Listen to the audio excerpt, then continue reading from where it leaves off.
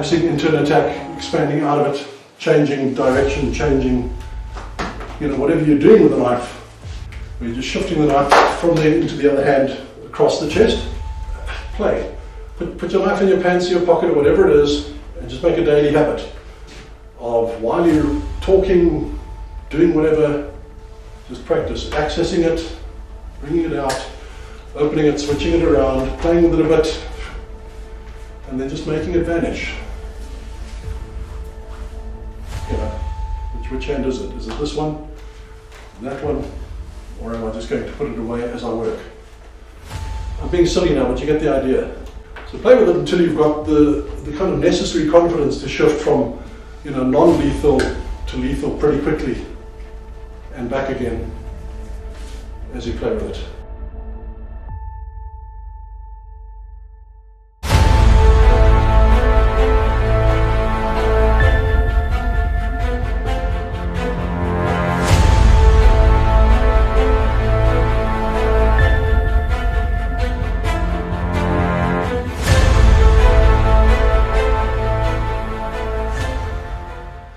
The first thing to understand, and I'm sure you guys know this, is that when a criminal decides to attack you with a knife, and I'm not talking about a threat, I'm talking about an attack, it's usually an ambush. He doesn't stand around and alert you to the fact.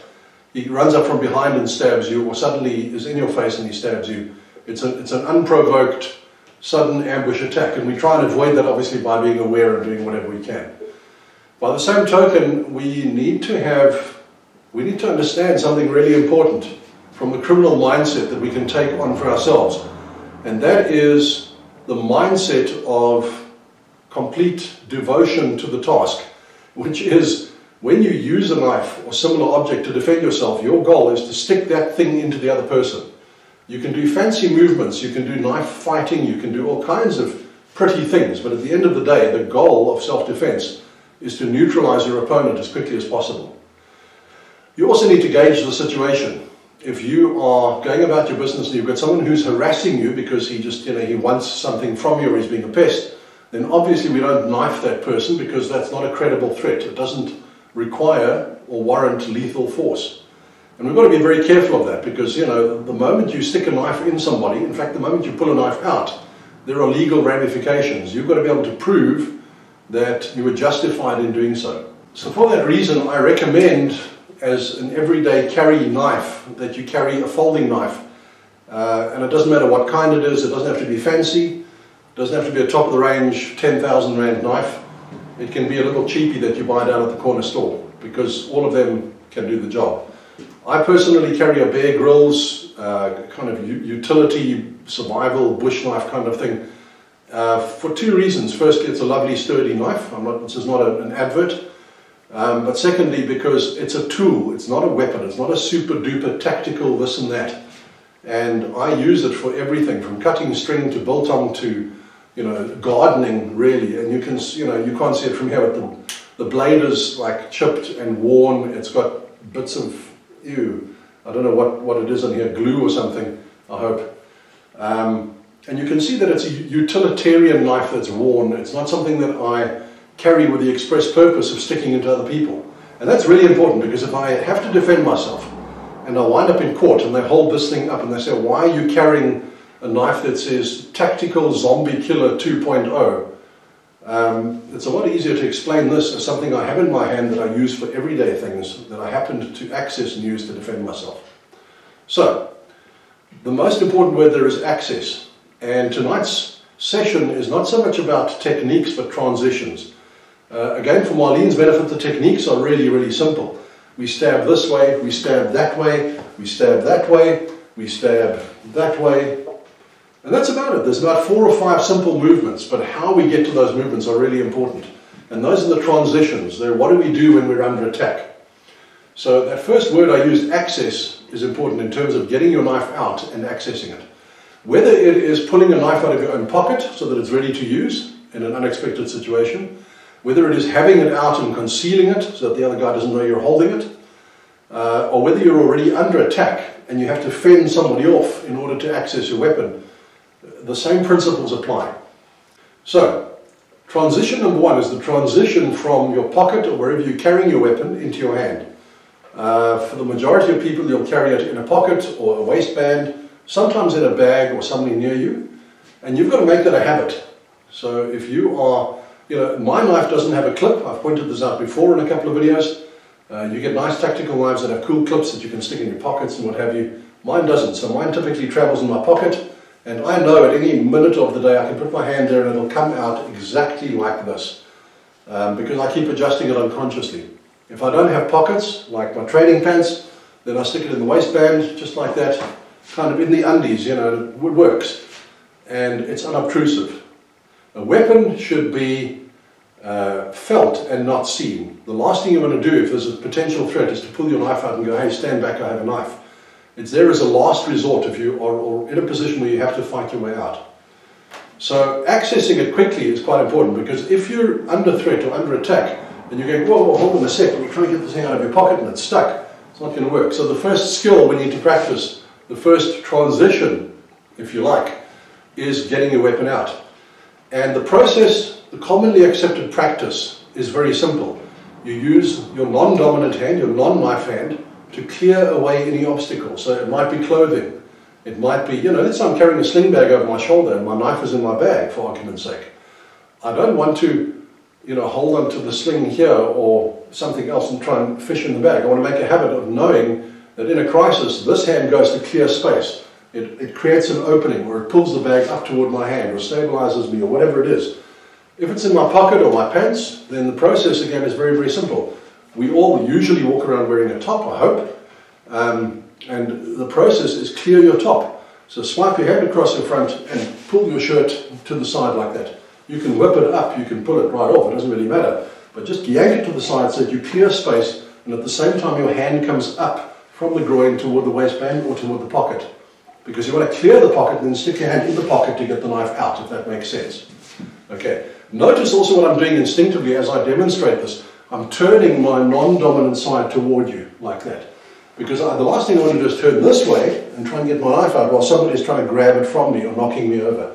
I want to keep the knife away from them and on me.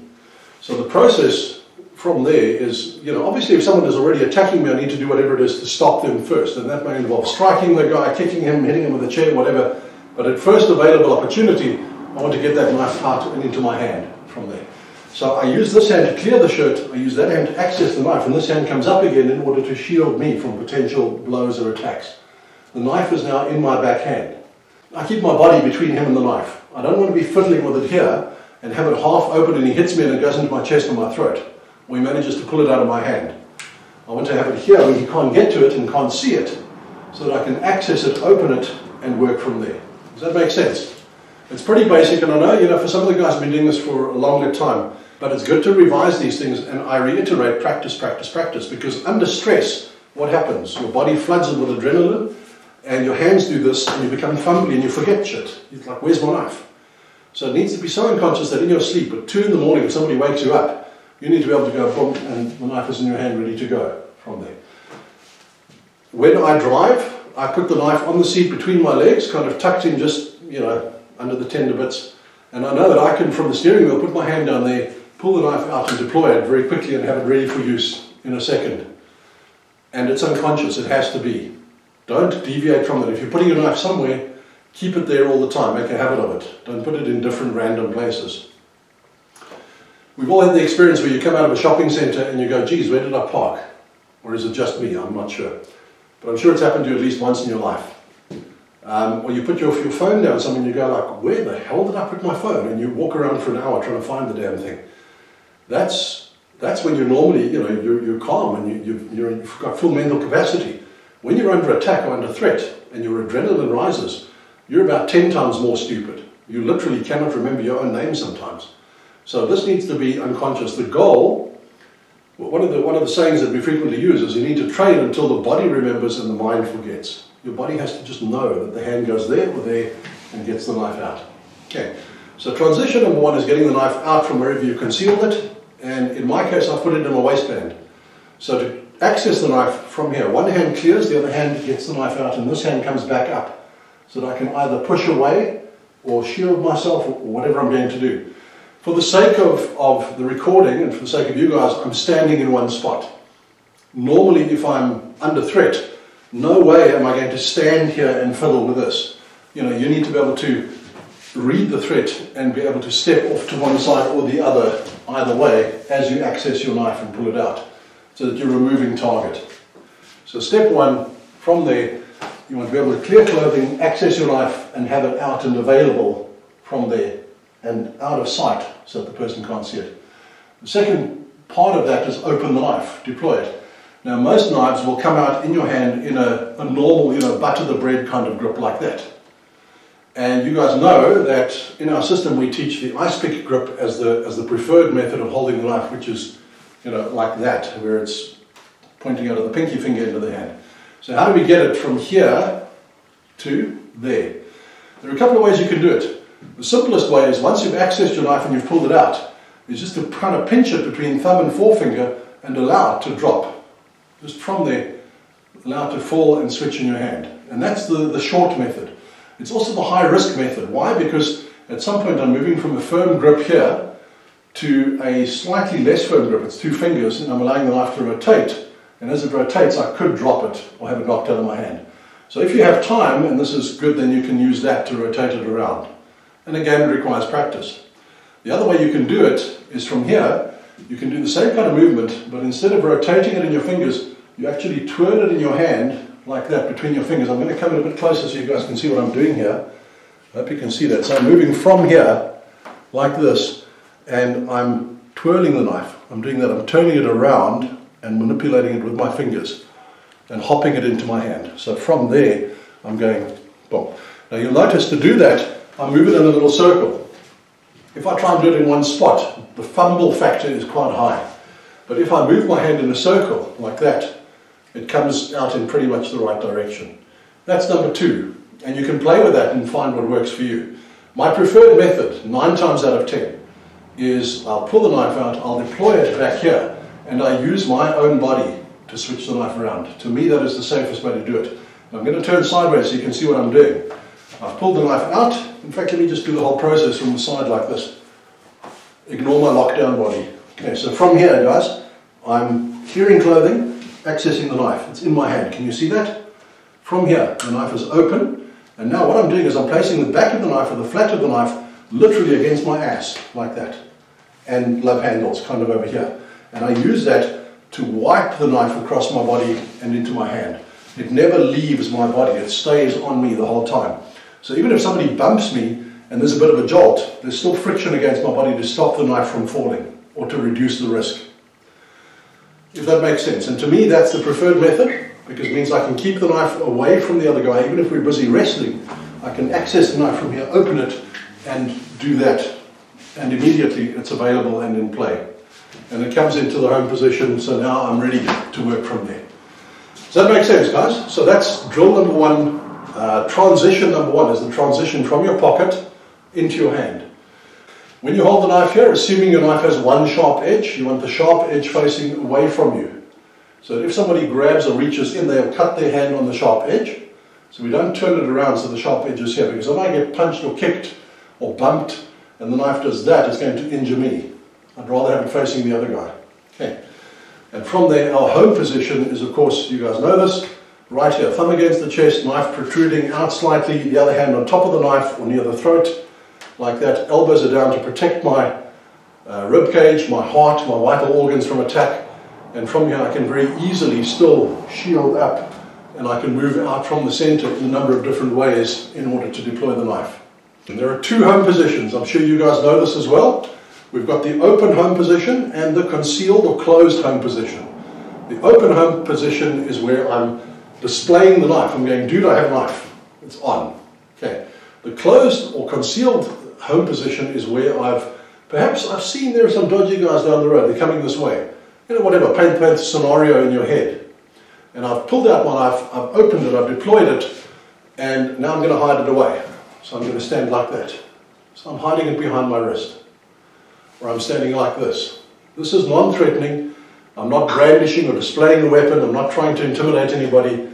I'm being absolutely peaceable. The nice thing about this is that, you know, you can still deploy very, very quickly from there and have the knife in your hand if you are under attack. Okay. So, open home position, and closed or concealed home positions. And how you do those is up to you.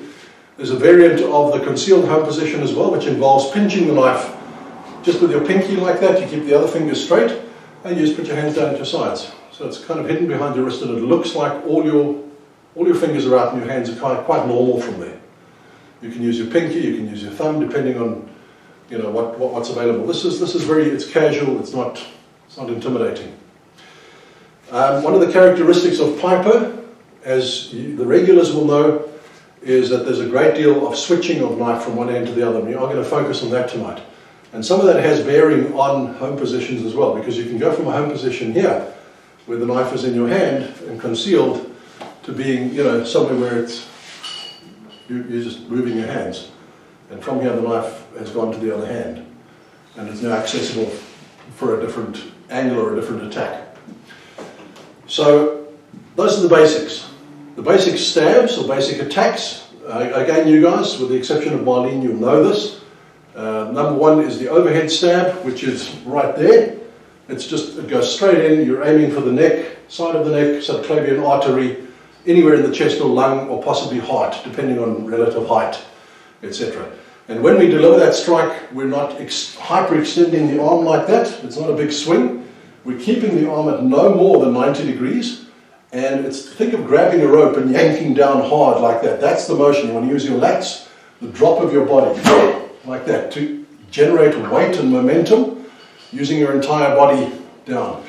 So when you're delivering that overhead stab, the other thing that is really important is gauge the angle at which you're going to deliver it, depending where the opening is. So make a habit of either bringing it in a slight angle. So for example, you're going around somebody's hands into the side of the neck, etc., side of the body, or you want to make as though you're going to do that and then hop it down the middle, straight down the middle, so that you're coming between the hands, possibly straight into the chest or even the face from there. It's a bit gruesome, but it's necessary. I'm talking about, once again guys, scenarios where your life is in danger. Not not a bar brawl kind of scenario or someone who's just pestering you, but an attempted kidnapping, attempted rape, someone who's physically assaulting you and you're in fear for your life. Okay. So that's the basic. You want to be standing in a neutral stance, knees slightly bent, everything nice and shrugged up but not tight. The other thing we do characteristically when we deliver a strike like that is we slap our own shoulder. And you guys, Marlene, you will have seen this at your first class as well. This is a habit of ours, because from here it creates visual distraction and puts us in a position where, also in addition to doing this, if there's a hand coming toward me, I can use that to ward off the hand or parry an incoming strike, and from there go in with a knife very quickly and easily. Number two is very similar. It's a side stab, so we're going in like that. And again, the target here is typically the side of the rib cage, side of the neck. If you yank someone and you pull in like that, you can get to the kidney or the ribs, lungs at the back as well, depending on the situation. Now that is also, again, not a big swing like that. It's a tight hip movement. And I don't play golf, but I understand the movement is similar to a golf drive, where you're throwing your whole body like that. The hips turn, the shoulders turn, and you keep your elbow almost welded to your side. To do that, you need to be at close range. We don't want to be people who are, dealing with an assailant out at kicking range and trying to stab him with a knife, because when you hyperextend, it's slower, and it gives them a chance to grab your arm, or to see it coming, or to try and get the knife out of your hand, or just to instinctively block what you're doing. We want to be working, we want to close the range from, if he's over there, I don't want to stand here and try and fend him off. I want to get in and get close, so that I can deliver a strike, or a series of strikes really quickly. Which, of course, is really important in Krav Maga, isn't it? We don't defend, we attack. Self-defense it's a cute expression, but we never defend. We always go on the counter-attack. And you need to be fiercer, more determined, and more aggressive than your attacker. He's got to feel a real sense of fear when you do this. So when we train, even if we're just doing drills and doing, empty-handed things with the knife and working in front of the mirror, it's not just going through the motions. You need to do so with intent. You need to look at yourself in the mirror or visualize an opponent and express deadly intent. Again, I'm not saying become a mindless killer, but you need 10 seconds of utter fury and utter determination to send him to his grave. And I'm saying that soberly, because that is how you survive an altercation that is life or death.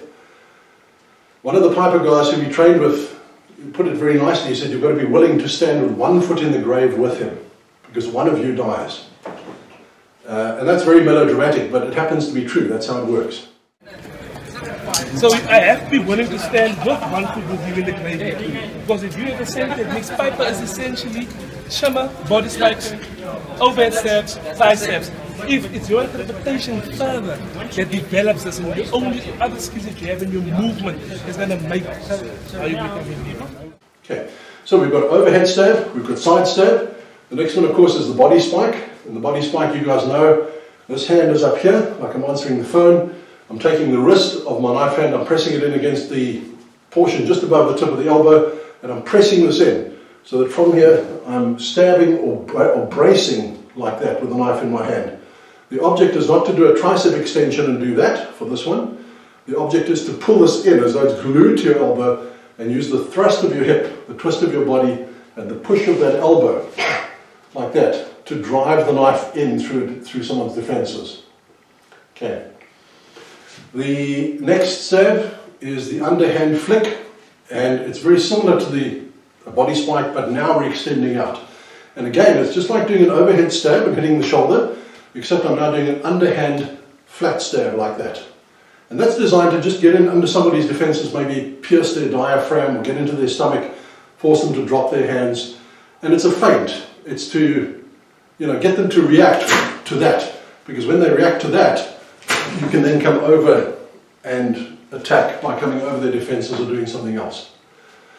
So, of course, these all roll into each other, and that's what we're actually going to do tonight. This is just to lay the foundation. Okay. The other thing we've got to develop is a sense of ambidexterity. So, a sense of being able to pass the knife from one hand to the other and still operate the same way. Get used to doing body spikes on this side. Get used to doing overhead stabs, etc., and rolling the knife and moving it from hand to hand as you move. It's usually a feint. It's designed to open him up. It's designed to force a reflex and get him to start moving or reacting to what you're doing. And the classical movement that we use is called the shimmer. The shimmer is where you're throwing the knife out like that and just twitching it. We practice that by actually moving the knife in the hand. That's a sparrow shimmer where you're doing that kind of thing. You want him to see the glint of light on the blade as it comes out. It's not intended to actually make contact, although it might. At an advanced level, this can be used to rake across somebody's eyes and blind them before you attack. It can also be used if there's an incoming arm or a limb, where instead of trying to block it or grab it, you're simply going and throwing the tip of the knife into the arm in order to lame or pierce the arm and then take it away and follow through from there. But the shimmer is usually how we start. And you can either shimmer high or you can shimmer low. If we shimmer low, then we're typically doing more of a flick underhand stab, and it's a great way to start as well, depending on what he's doing. So, simple drills for tonight.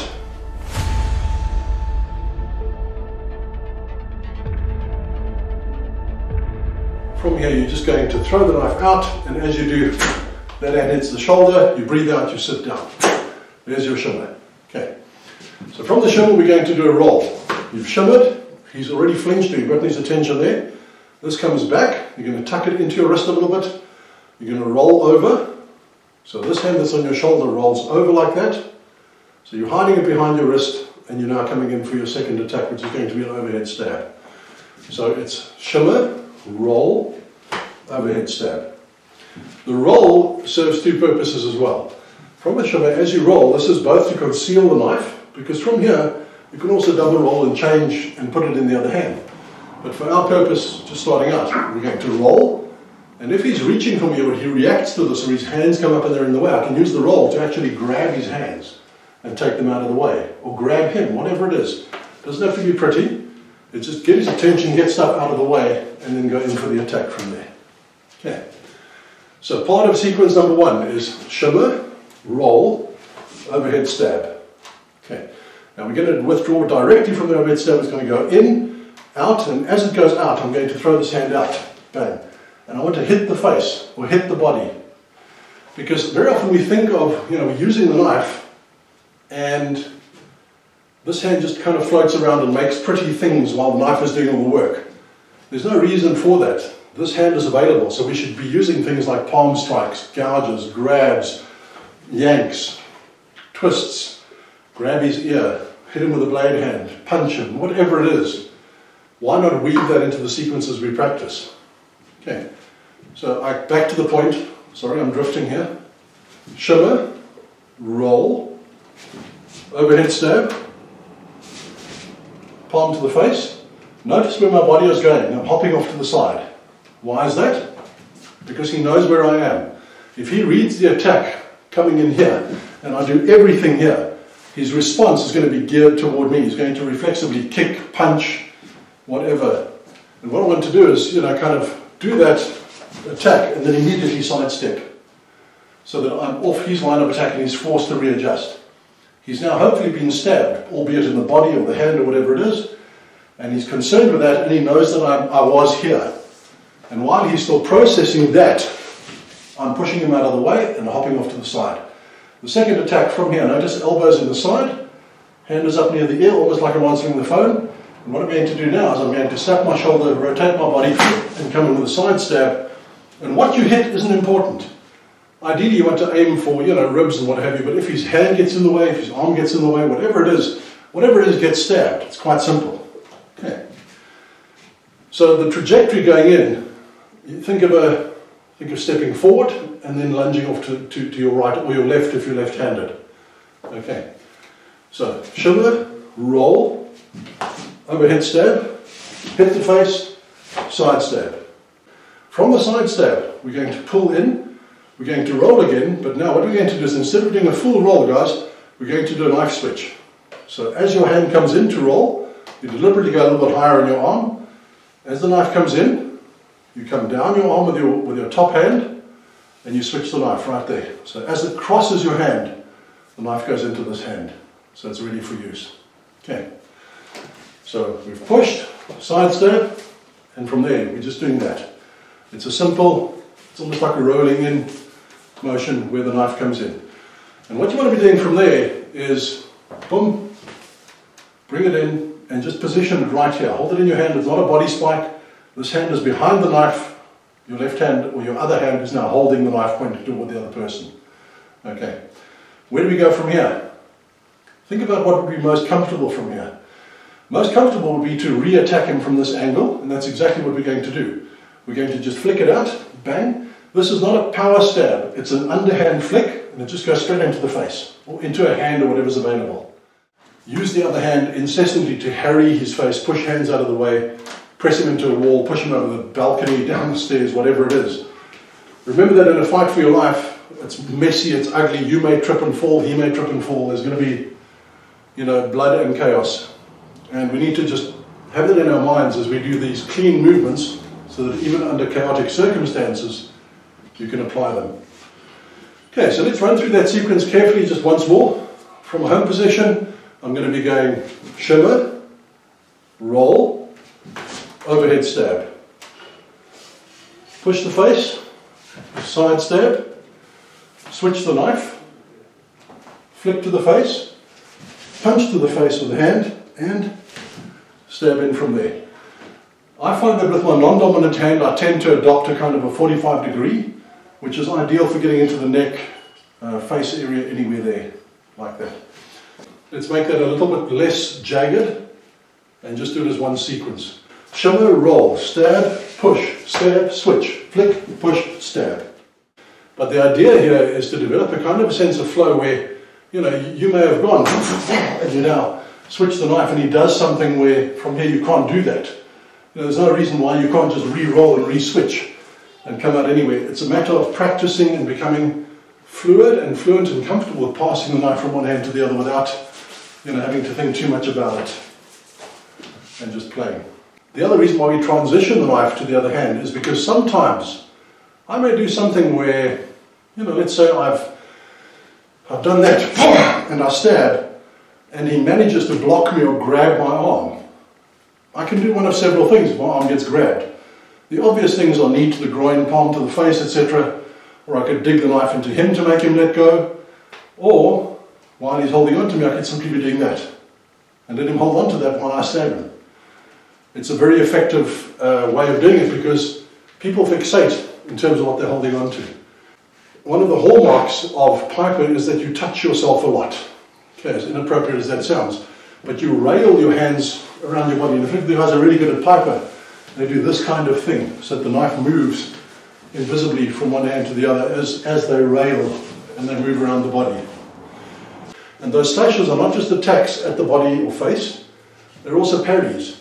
If someone is swinging a punch at me or swinging a bottle at my head or a knife, I can either try and shield here, or I can simply use the knife itself, like that.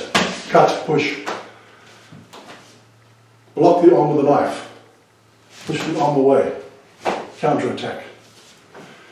That's why the principle of folding, unfolding, and folding again is really important.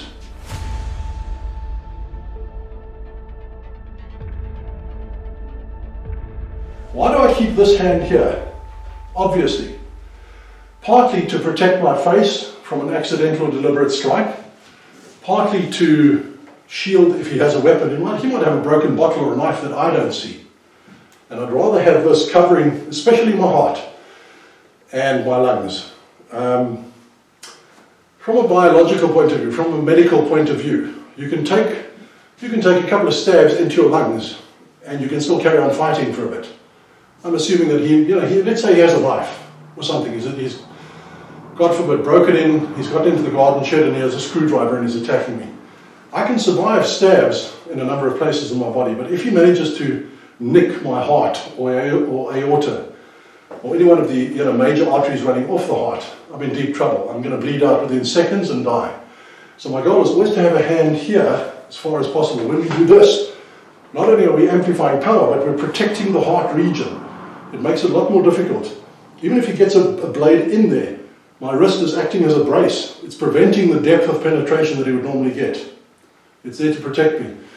You need to understand one thing, that if an enemy is armed with a knife, and so are you, first of all, don't get into a knife fight. If he has a knife and you have a knife, then pull your gun and shoot him, or pull down the curtains and throw them over his head and then stab him, or throw a chair at him, or throw sand in his face, or whip your shirt off and snap it into his eyes and then stab him, kick your sandal into his face, whatever.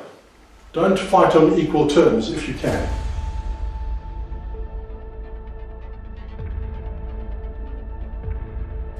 But if you're forced to, understand this. You could die just as much as he could. There are no guarantees.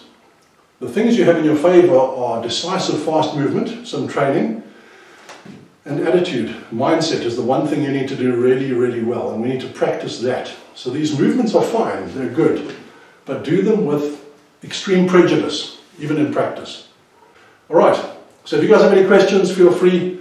I know tonight has been a little bit basic for some, and maybe a little bit overwhelming for Marlene, who's new to this. But either way, what I want you to do is take those basics and just play with them. Keep on playing and become comfortable with the knife and the movements of the body.